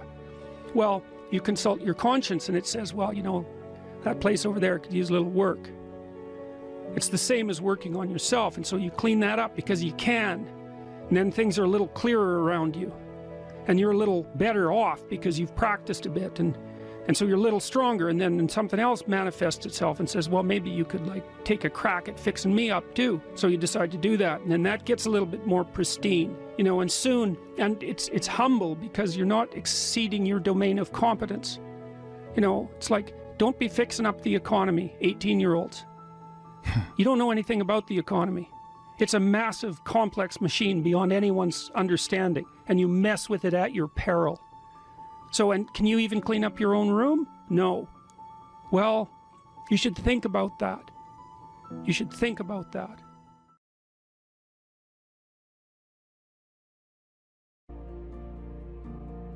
Stop doing the things that you know are wrong that you could stop doing.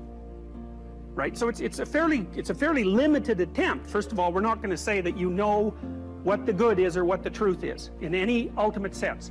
But we will presume that there are things that you're doing that for one reason or another you know are not in your best interests. There's something about them that you just know you should stop. They're kind of self-evident to you. Other things you're going to be doubtful about. You're not going to know which way is up and which way is down. But there are things that you're doing that you know you shouldn't do. Now, some of those you won't stop doing for whatever reason. You don't have the discipline, or maybe there's a secondary payoff, or you don't believe it's necessary, or it's too much of a sacrifice, or you're angry or resentful or afraid. Who knows? So forget about those for now.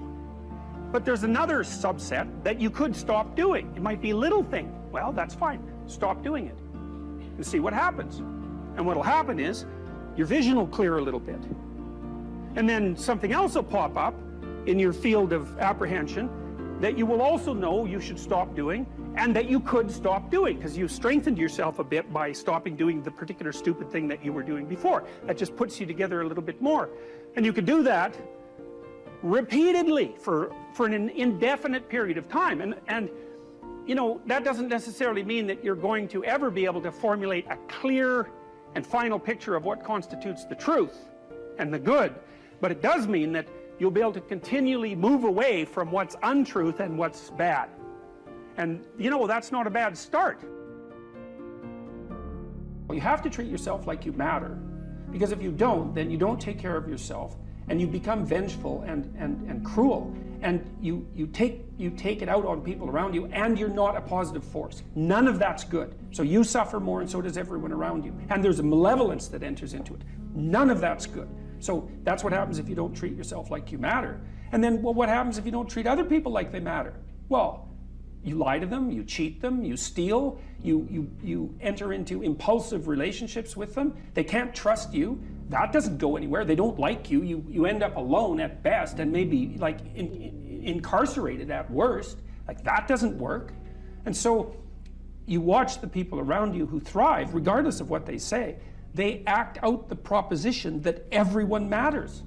And then you have a functional society. And I think, okay, well, if when you act out the proposition that everyone matters, you have a functional society, maybe that's evidence that that proposition is true. It's like, I think it's true. It's unbelievable how little genuine encouragement many people need, and how they had none. No one ever said to them, and meant it, it's not okay for you to be a weak loser. It's not okay. And the reason it's not okay is because you could be way more than that. And it's a crime, an ethical crime, for you to allow all that necessary potential to go to waste. It hurts you, it hurts your family, it hurts the world. Really, really, it does. And people think, oh, okay, I get it. And they do get it, because they know at some level. The other thing people tell me, you know, they say, well, I've been paying attention to your lectures, developing a vision for my life, trying to tell the truth, trying to adopt more responsibility, and things are way better. But the other story is, you've been able to help me put into words things I always knew to be true, but didn't know how to say, which is a good role for an intellectual to play. And so, well, so that's why this all makes me emotional. It's so good, you know, and so much of this has been covered as if it's political. It's not political, what I'm doing. It's not political. I don't tell people that they're okay the way they are. No, I say, no, you could be way more than you are. And they're relieved about that, you see, because if you're in a dark and terrible place and someone says you're okay the way you are, then you don't know what to do about that. It's like, no, I'm not. I'm having a terrible time, and I'm hopeless. You're okay the way you are. Well, then what? That's it? That's where I am? And what do you want to tell a young person? You're 17. You're okay the way you are. It's like, no, you're not. You got 60 years to be better, and you could be way better. You could be incomparably better across multiple dimensions. And in pursuing that better, that's where you'll find the meaning in your life. And that will give you the antidote to the suffering. People have asked me in my book why I wrote it as an antidote to chaos, you know, because, well, there isn't anything technically wrong with chaos. Chaos is a place of great potential. Well, the question is, what's the proper balance between chaos and order? Chaos, potential, and order. Well, the answer is, look, when you're a kid, you're all potential. It's chaotic potential. It can manifest itself in any number of ways. And maybe you don't want to give that up. So you're like Peter Pan. You want to be a kid forever because you don't want to give up the potential. And you look out in the world and all you see are Captain Hooks, you know, who've lost a hand, who are chased by death because that's the clock in the crocodile. It's already got a taste of him. He's terrified by death and he's a tyrant. Well, I don't want to grow up to be that. So I won't be disciplined at all. Well, that's no good, because the way the potential transforms itself into actuality is through discipline. And so then you, as you said, this is the trick though. You have to pick a path of discipline. What path of discipline you have to pick is a different issue. So there could be a rule. The rule might not be follow this rule. The rule might be you have to follow some rules. So it's a meta rule. And the meta rule is you have to discipline yourself. And the issue is, well, how? that's not really the relevant question. You can pick a disciplinary path. That's why I often tell my clients, especially young people, they say, well, I don't know what to do. It's like, that's okay. Nobody does. Go do something. Do the best thing that you can think of. Put the best plan you have into practice. It's not going to be perfect, and it will change along the way. But it will change partly because you become disciplined pursuing the path. And as you become disciplined, you become wiser. And as you become wiser, you become able to formulate better and better plans. So you can start vaguely and confused and develop a plan that's not so great, and you start to implement it. And then you accrue incremental wisdom as you implement your flawed plan. And that enables you to fix the plan. And so that's part of that process of incremental self-improvement as well. You don't want someone else's fate. Man, your fate's enough. And your adventure's enough. It's plenty. It's more than you can ever fully realize. And so that's also part of the reason that we all believe that the individual has some intrinsic dignity. It's, don't be so sure that your position and your room is so damn trivial. It might be your attitude towards it that's trivial. And if you're in dire straits and dire circumstances, just look at how much opportunity you have to make things better. Compare yourself to who you were yesterday and not to who someone else is today. The same basic idea, right, is that you have to get your markers for success right, because otherwise you can end up in the situation you described, which is that, like, there's always people out there who are doing far better than you on pretty much anything you want to imagine. And if all you're doing is seeing yourself in their reflected light, let's say, then it's going to be pretty damn dismal. But it's not a good comparison, because you shouldn't just compare. Well, first of all, there's danger in just comparing yourself to others, period, because they're not you, and God only knows what struggles they had to undertake to get to where they were, or what burdens they're currently carrying that you're not aware of. You just don't know any of that. But you can certainly contrast yourself with yourself. And that's a lot better. It is the only way. Well, it's also the only way of really measuring anything approximating proper improvement. You can actually tell when you're a little better than you were yesterday. Right. So, and you can actually do that. That's another thing that's so interesting about it, is that you can actually make yourself a little better in some way, pretty much. Well, I don't know if it's at every moment, but you can certainly do it every day. It's funny. I mean, you know, obviously, if you have a problem and you think about it, you can think up a solution. And it's not obvious how you do that. You know, I mean, it's not like you know how you're manipulating your neurons or something. Mm-hmm. It happens of its own accord in some sense, like you can participate in it, I guess, and you can interfere with it, and it seems to take a certain amount of willpower, but it still all happens mysteriously behind the scenes.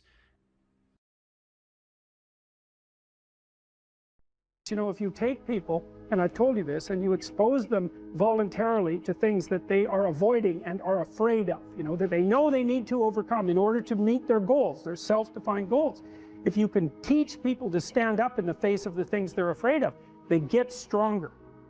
And you don't know what the upper limits to that are, because you might ask yourself, like, if for 10 years, if you didn't avoid doing what you knew you needed to do, by your own definitions, right, within the value structure that you've created, to the degree that you've done that, what would you be like? Well, you know, there are remarkable people who come into the world from time to time, and there are people who do find out over decades-long periods what they could be like if they were who they were, if they spoke their being forward. And they get stronger and stronger and stronger, and we don't know the limits to that. We do not know the limits to that. And so you could say, well, in part, perhaps the reason that you're suffering unbearably can be left at your feet, because you're not everything you could be, and you know it. And of course, that's a terrible thing to admit, and it's a terrible thing to consider, but there's real promise in it, right? Because it means that perhaps there's another way that you could look at the world, and another way that you could act in the world. So what it would reflect back to you would be much better than what it reflects back to you now. And then the second part of that is, well, imagine that many people did that, because we've done a lot as human beings. We've done a lot of remarkable things. And I've told you already, I think before, that today, for example, about 250,000 people will be lifted out of abject poverty, and about 300,000 people attached to the electrical power grid. We're lifting people out of poverty collectively at a faster rate that's ever occurred in the history of humankind by a huge margin. And that's been going on unbelievably quickly since the year 2000. The UN had planned to have poverty between 2000 and 2015, and it was accomplished by 2013.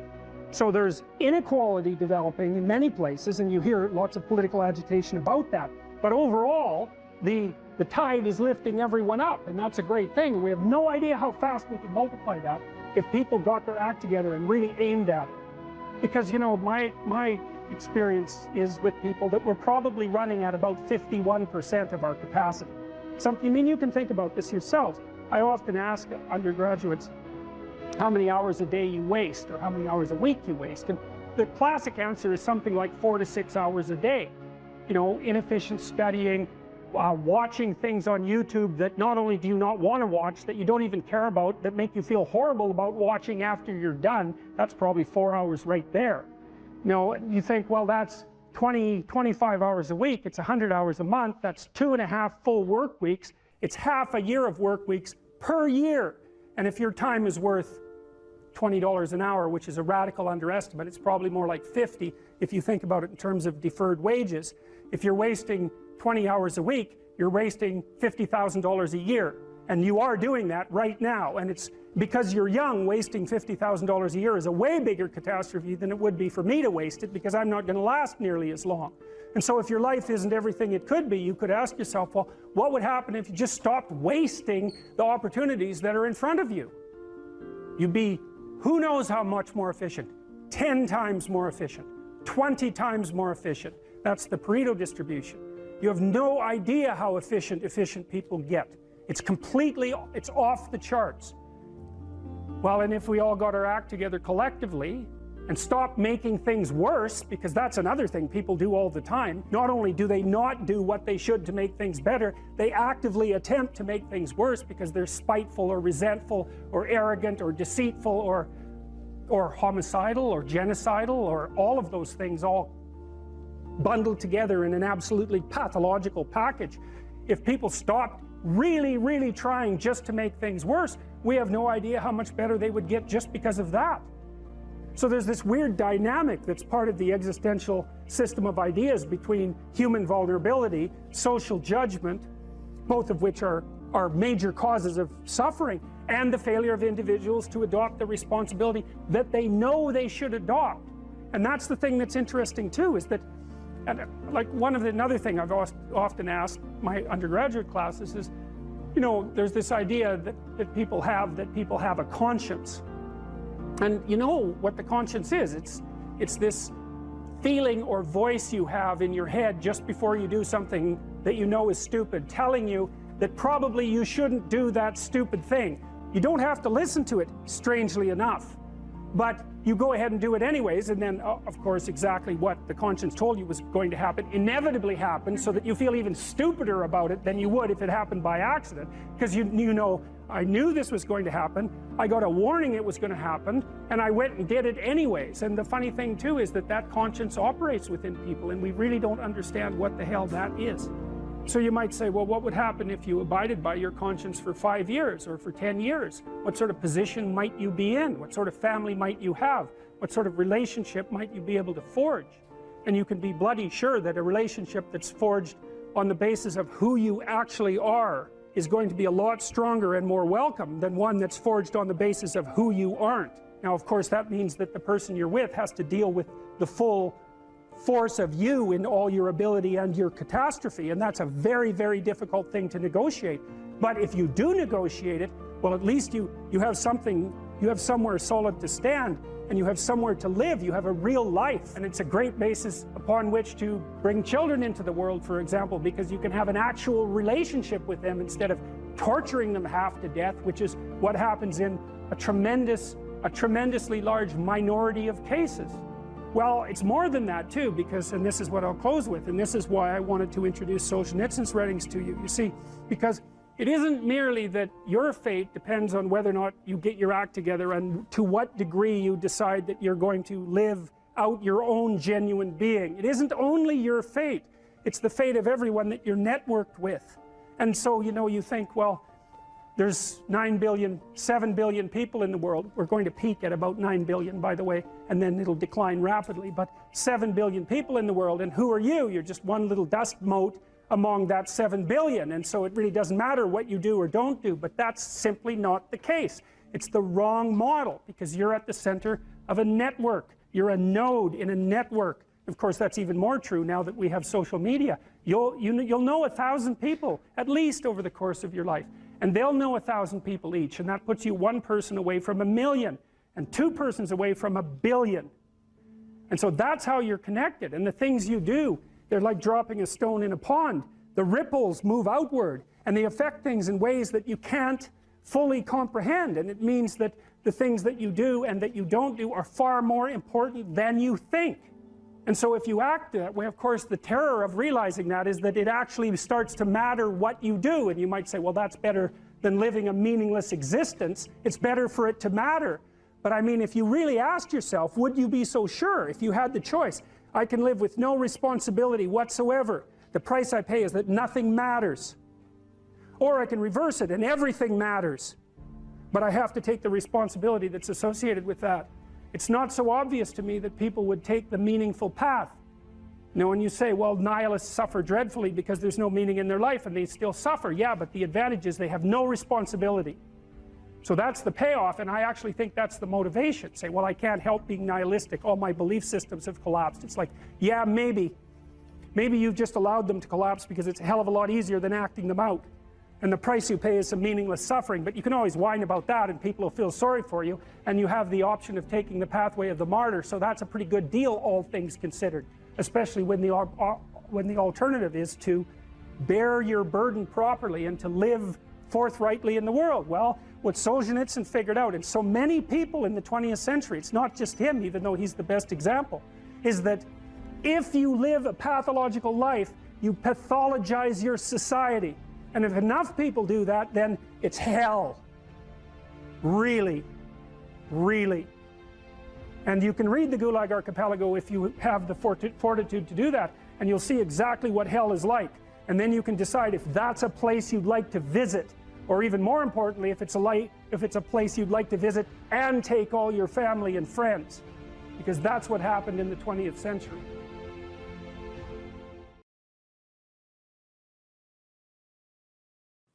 Young people always have a reason to be upset and cynical about the current state of affairs. And it's that way forever. And so it's useful, I think, to consider such considerations or such conceptualizations as the patriarchy in that light, because it's an archetypal truth that the social structure is corrupt and incomplete. And what that means is that it's something that you have to contend with every moment in some sense of your life. It's a permanent fact of existence. And to be upset that the structures, the social structures, or even the biological structures within which we live are incomplete and imperfect, and to take that personally, that's the worst part of it. To take that personally is a misreading of the existential condition of humankind, because it's always the case that what you have been given and what you live in is degenerate and corrupt and in need of repair. And it's easier just to accept that, because there's also a positive element, and the positive element is, well, you've been granted something rather than nothing, and maybe you haven't been granted pure hell, because especially in a culture like ours where many things actually function quite well, so there's room for gratitude there. Even if it's a broken machine, it's not one that's completely devastated, and it's not absolutely hell-bent at every second on your misery and destruction. And it easily could be, because many societies are like that. And so the fact that we happen to live in one that isn't corrupt beyond imagining is something to be eternally grateful for. Well, so we live inside a damaged structure, and we also bear responsibility for that damage, because we don't do everything we can to constantly repair it. And you might say, well, that's actually one of the fundamental, people say, well, what's the meaning of life? What they really mean is, what's the positive meaning of life? Because as we've already discussed, the negative meanings of life are more or less self-evident. Well, the positive meaning of life is to be found in noting the state of lack of repair of the walled city that you inhabit, and then sallying forth to do something about that, to repair the breaches and to fix up the walls and to make the structure that you inhabit as secure and as productive as it possibly can be. And there's no shortage of opportunities to do that. You can do that in your own mind. You can do that in your own room. You can do that in your own household, in your local community. And maybe if you get good at doing it at all those levels, then you can start to look beyond that. And so there's challenges. That's the thing that's kind of interesting about this insufficient structure, is that it has a set of challenges built into it because of its insufficiency, and perhaps even because of its corrupt nature, that calls forth the potential response from you of heroic adventure. And the heroic adventure is to man the barricades and repair the city. And you can always do that. It doesn't matter what your personal circumstances are. There's always something that isn't right near you, isn't correct, isn't laid out properly, that you could just fix if you wanted to. And one of the things that we're going to talk about tonight is the idea that if you adopt an attitude that's like that, that the role that you should play is to make things better wherever you are, however you can, that what would actually happen would be that things would get better wherever you are in all sorts of ways, and that we've really, as a species, you might say, or maybe even as singular individuals, we've explored that rarely. It isn't something that's put forth as a proposition that often, and it's quite surprising to me. And you know, I had an interesting experience the other day. I went to the keg. I go there because I have food allergies, and they're very careful with people who have food allergies. And the waiter took me to the table, and he said that he had been watching my lectures, and that's a very common experience. And he was happy about that, and he said that he'd had 2 promotions at the keg in the last 4 months because he'd been watching my lectures. And like, I really found that an affecting experience, because you know, you might say, well, he's working as a waiter at the keg and there's nothing particularly heroic about that. And I disagree with that, actually, because I don't care where you're located, you can do a hell of a job, and I mean that literally. At whatever job you have, you can take whatever job you have and you can make it a real nice little piece of absolute misery. Or you can act like a civilized human being and notice that no matter where you are, there's a richness and a complexity that's completely inexhaustible right at hand. And then you can take that seriously, and you can say, well, I happen to be a waiter at the keg, and perhaps that's not what I expected, and he's a young guy, and perhaps that isn't where I want to end up, but it's not nothing. It's a rich environment, and I can make it a lot better if I want to. I can get along properly with my coworkers and not gossip behind their back, and I can treat my customers properly, and if an opportunity comes my way, I can take it, and I can see what happens. And so he said that's what he had started doing, and that things were working out much better for him. He was in a much better job than he was 3 months ago. And 3 months, that's nothing, right? I mean, that's a nice trajectory. It's an uphill trajectory, and that's what you want, really. An uphill trajectory is actually even better than being somewhere good, as far as I'm concerned, because one of the things that really makes your life meaningful is the clear realization that you're headed somewhere better than you are now. And then it's even better if you also understand that there's a direct causal relationship between the things that you're doing and the steepness of that incline. And so I get a lot of letters from people like that, and they're most frequently young men, although not always. And they say, well, you know, I've been listening to these lectures, and I decided that I'm going to try to take responsibility for my life, and so I've started to stop doing all the stupid things that I know that are stupid, that I know I shouldn't be doing, and I've started doing some of the things that aren't stupid that I know I should be doing, which seems pretty obvious, really, if you think about it. But obvious though it may be, that isn't necessarily what people do. And then they write and say, you can't believe what difference that makes. And they're thrilled about it. And so I'm thrilled about it when I get letters like that, because I really don't experience anything as better than a letter like that or a message like that, because it's so good to see things that aren't so good replaced by something better. And I really do think it's an open question. I truly believe it's an open question to what degree we could make things better if that's what we actually aimed at doing. You know, in some of the stories that we've covered already, the story of Cain and Abel in particular is really an analysis of that problem, which is so remarkable. It occurs so early in this document. It's such a foundational story. And it basically says, well, there's 2 modes of being in the world, right? There's one where you adopt the responsibility for living properly, for being properly, and you make the sacrifices necessary for doing that, and then everything will flourish properly. And the other one is a pathway of resentment and bitterness and rejection and murder and genocide, and that just seems exactly right to me. And so if the positive path beckons, if you can actually see what it is, if you can lower yourself enough to see what it is. Carl Jung said once that modern people didn't see God because they didn't look low enough. It's a phrase I really, really like, because people denigrate the opportunities that are right in front of them. And there's no reason to do that, because what's right in front of you is the majesty of being. That's what's right in front of you. It's inexhaustibly complex and full of potential, and there's no reason to assume that wherever you happen to be isn't as good a starting place as anywhere else.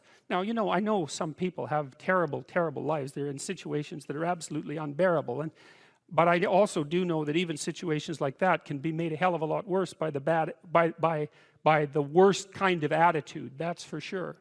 So anyway, so that's where you are. You're in a damaged structure. You're a damaged structure. You're in a damaged structure. But, you know, at least it's got some walls. You know, you're not being fed to the lions on a regular basis, so that's a good thing. And you can emerge forward, you know, heroically, magically, to confront the chaos that constantly threatens the structure within which you live, and you can free something as a consequence of that. You can learn something, you can strengthen yourself. That's the other thing, because what you're actually made of, in many ways, that what informs you, what you're made of, is what you encounter when you voluntarily encounter the unknown. And so the more you voluntarily encounter the unknown, the more you get made of, and the more you get made of, the more there is to you, and then the more you're good at encountering the unknown and restructuring order and calling forth proper order out of the potential of being. And God, you got to think, why wouldn't you do that, since you can do that? And it's an endless mystery. You know, I think part of it is that people, well, it's also encapsulated to some degree in the story of Adam and Eve, because what happens to Adam is when he becomes self-conscious, right? He becomes ashamed of himself and regards himself as a lowly sort of creature. And there's endless reasons why people would do that, because, of course, we're rife with imperfection. And so he hides from God. And I think that's actually the answer to the conundrum, which is that people don't aspire to the highest good because they're deeply ashamed of themselves and their weaknesses and their insufficiencies. And so that's not the only reason. I mean, there's the desire to avoid responsibility, and there's all the negative motivations as well, like resentment and hatred and the desire to make things worse. I don't want to, you know, give us too much of a break, but it's something like that. But it's okay to not be in a very good place if what you're trying to do with that not very good place is make it better. And one of the things I really have learned as a clinical psychologist is that you just cannot believe how powerful incremental progress is. You can do the calculations like, it's like compound interest, you know. If you make your life 0.1% better a week, man, in 2 or 3 years, you're in such a better place than you were that it isn't even like the same domain. And if you keep that up for 10 years or 20 years, you know, especially if you're young and you start early, you start to straighten yourself out and fix the things that you can fix. You can transform your lives in ways that are completely unimaginable. And God only knows what the upper limit of that is in terms of human possibility, because we are amazing creatures, you know, when we really get our act together and stop running at 10% of our capacity, you know. So that's what you do. You've got, you know, the fact that things aren't exactly the way they should be at least gives you something to do, you know, and that's maybe something great to do, because there's no shortage of suffering and trouble that besets the world that you could conceivably ameliorate in some way. And the utility and meaning, the utility of that and the intrinsic meaning of that is self-evident.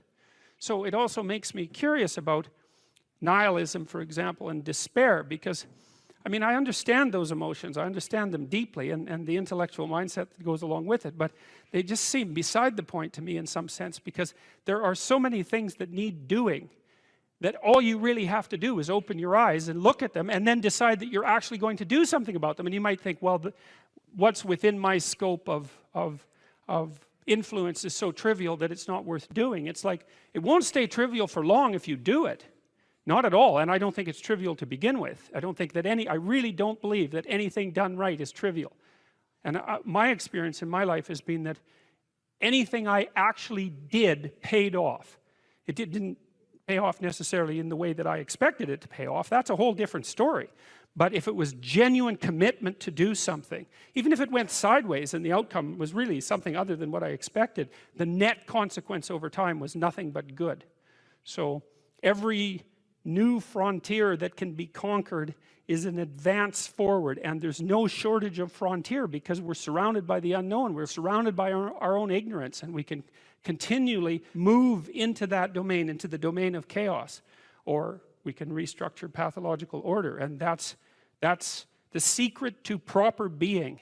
And so then you encounter chaos that way, you know, and then you can regard yourself as the sort of entity that, despite its insufficiency, has the capability to conquer chaos, despite the danger of that. That's the other thing, because the fact that you're fragile is actually a precondition for your heroism, because if you weren't fragile, then there'd be nothing heroic about doing something difficult, right? Because if you couldn't be hurt or damaged or defeated or end up in failure, then where's the moral courage in the endeavor? It has to be that the fragility is built into the courage. And so it's not a reason not to engage in it at all. In fact, quite the contrary. And so